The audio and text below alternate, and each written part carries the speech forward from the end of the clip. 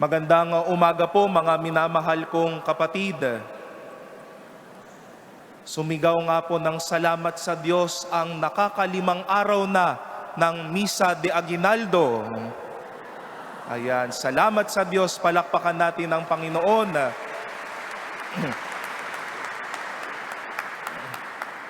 Kahit ba ay may mga pangilan-ngilan nang nawawala sa kanilang mga upuan, pero salamat sa Diyos at patuloy tayong naririto at nararamdaman natin na tayo ay palaging tinitipon ng Panginoon sa pagdiriwang ng ating banal na Eucharistia.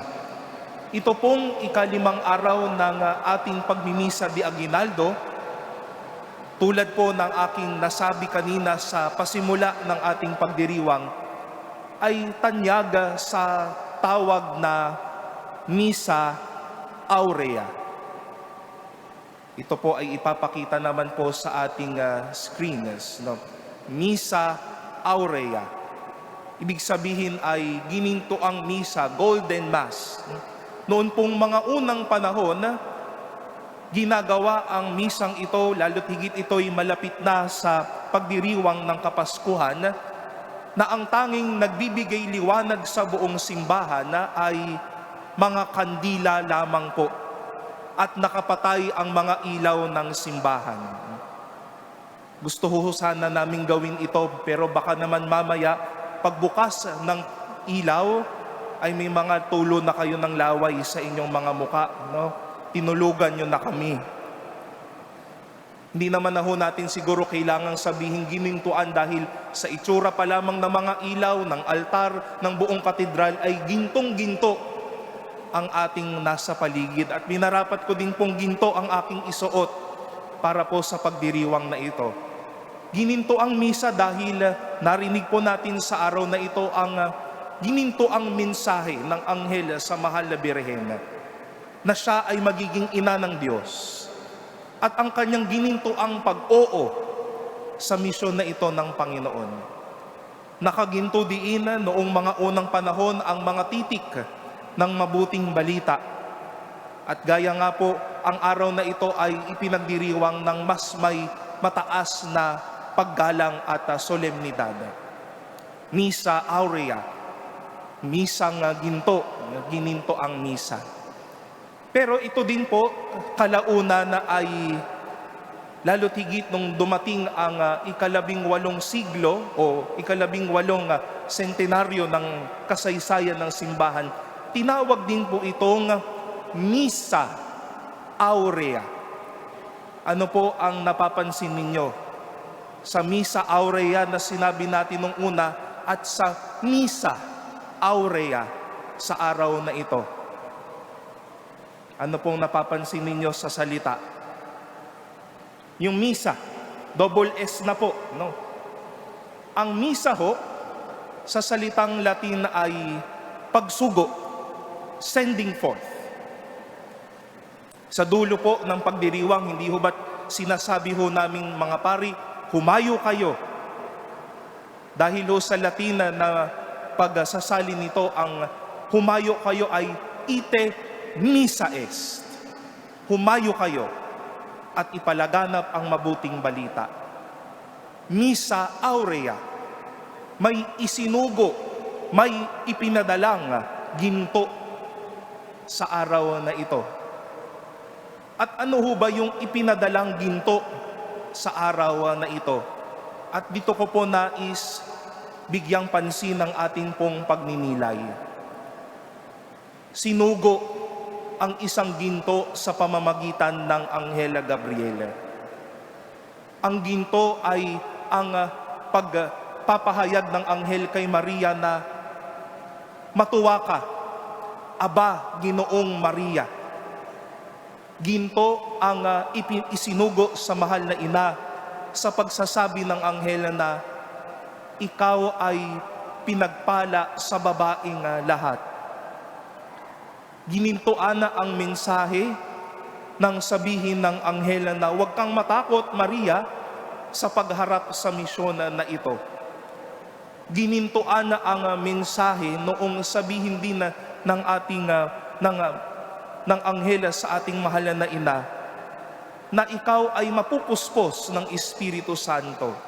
Sinugo ang ginto noong sinabi din na ng Anghela Gabriela na ikaw ay ang magiging luklukan, ang magiging tahanan ni Jesus. Sumasa iyo ang Panginoon. Kaya naman po ang tawag din po natin sa ating mahal na ina ay Domus Aurea, bahay ginto.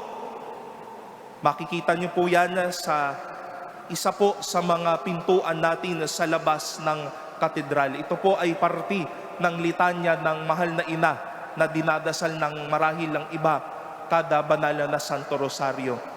Sinugo ang ginto sa kanya at siya'y naging tahanan ng ginto sa buhay na ito. Ginto ang mensahe. Ginto ang taong mensahe. Ginto ang tugon at ginto ang nanahana sa ating mahal na ina. At mga minamahal na kapatid, nais ni Jesus na bigyan din tayo ng ginto sa araw na ito. Hindi ko kayo kayang bigyan ng ginto dahil mahal ito. Pero sa araw na ito, sa araw ng Kapaskuhan, nais ng Diyos bigyan tayo ng ginto sa pamamagitan ng kasiyahan, sa karanasan ng grasya, sa karanasan na huwag tayong matakot, sa biyaya ng Espiritu Santo at sa presensya ni Jesus sa buhay na ito. Mas kinakailangan po natin sa mga araw na ito na suguan tayo ng mga tao ng Diyos na nagdadala ng ginto sa atin ngayon. Baka po marahil marami sa atin ngayon ang nangangailangan na magsugo ng isang taong magdadala sa atin ng pagbati ng kaligayahan. Katulad ng pagbati ng ng Anghel Gabriel sa ating mahal na ina. Nagmimisa di Aguinaldo, nagsisimbang gabi, linggo-linggong nagsisimba, araw-araw na nagdadasal dahil nais natin ang ginintoang pagbati ng kasiyahan sa gitna ng ating pong kalungkutan, sa gitna po ng ating mga nararamdamang sakit. Kinakailangan natin ng gintong pagsugo ngayon.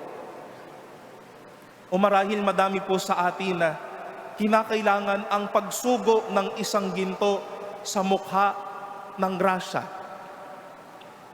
May matinding pinagdadasal ngayong mga araw na ito. May matinding pagnanais sa araw ng Kapaskuhan.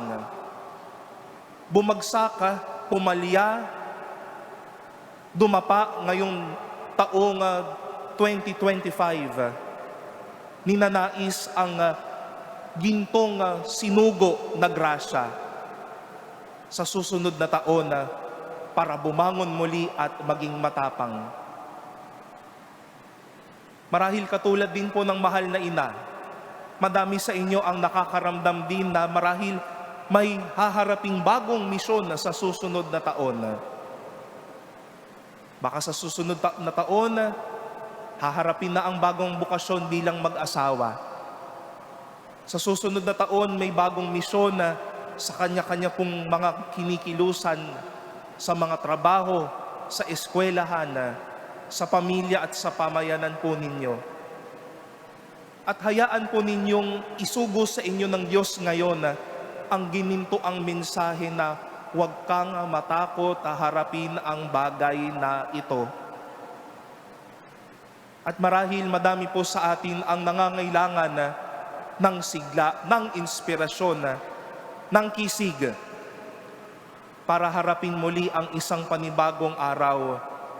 Kaya sinusugo din naman ang ginintoang mensahe ng Espiritu Santo sa atin. At wag ho natin kalimutan, mga minamahal na kapatid, kung bakit ho tayo naririto ngayong mga siyam na araw na ito at bakit mayroong Adbyento. Dahil may Misa Aurea din po sa atin. sa katauhan ng ginintoang tao na si Jesus. Mas kinakailangan ho natin si Jesus sa oras na ito. Kinakailangan natin makibaka sa lahat ng pagkakamali. Kinakailangan natin magtama sa mga panahon na kahit ang simbahan nadadawit sa mga maling mga impormasyon at balita. Mas kinakailangan natin sa mga panahong ito na sa kabila ng katiwalian, nagtatama tayo. Oo, kailangan natin ang mga bagay na ito. Pero sa mga oras na ito, may misa aurea sa bawat Pilipino at sa bawat tao sa katauhan ni Jesus. Hindi lamang gintong regalo ang isusugo sa atin.